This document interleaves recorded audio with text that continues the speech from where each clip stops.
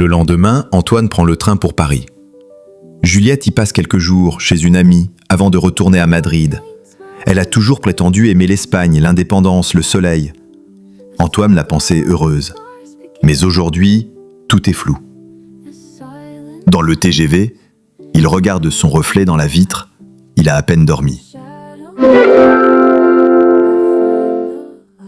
L'estomac retourné, la gorge sèche, il revoit la vidéo. Ce maudit moment.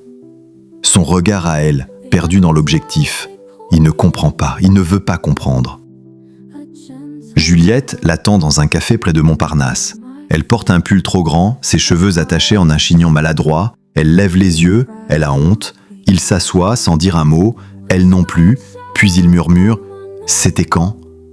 Juliette baisse les yeux, sa voix est rauque, presque inaudible. « Il y a 4 ans. Tu avais à peine 19 ans. » Elle acquiesce, les larmes au bord des cils. « Je voulais être actrice. Je suis tombée sur une annonce de casting. Ça avait l'air sérieux, studio pro, contrat à signer. Et tu l'as signé ? Je savais pas.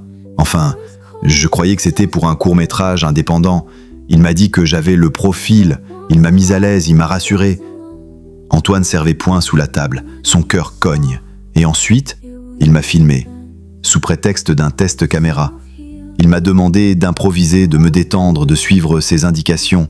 Puis c'est devenu bizarre. J'ai voulu partir. Il a dit que c'était trop tard, que j'avais signé, que si je refusais, il me ferait payer les frais de studio. Il m'a fait peur. J'étais tétanisé. Juliette éclate en sanglots, à peine audible. Il m'a filmé, il m'a humilié, et j'ai rien pu faire. Antoine ne dit rien. Il encaisse. Il avale sa rage. Il voudrait hurler, tout casser, mais il se contient. « Pourquoi tu ne m'as rien dit ?» Elle relève la tête. Son regard est brisé. « Parce que j'ai eu honte. Parce que je croyais que c'était de ma faute. Et parce que cette vidéo circule depuis des années. J'ai essayé de la faire retirer. Rien ne marche. Elle revient toujours, comme une tache qui colle à la peau. » Antoine prend sa main. Elle est glacée. « Tu n'es pas coupable, Juliette. Tu as été piégée. Et je vais tout faire pour que ça s'arrête. » Elle secoue la tête. « Tu ne peux pas, il est trop tard. » Mais Antoine, lui, vient de prendre une décision. Il ne sera plus jamais spectateur.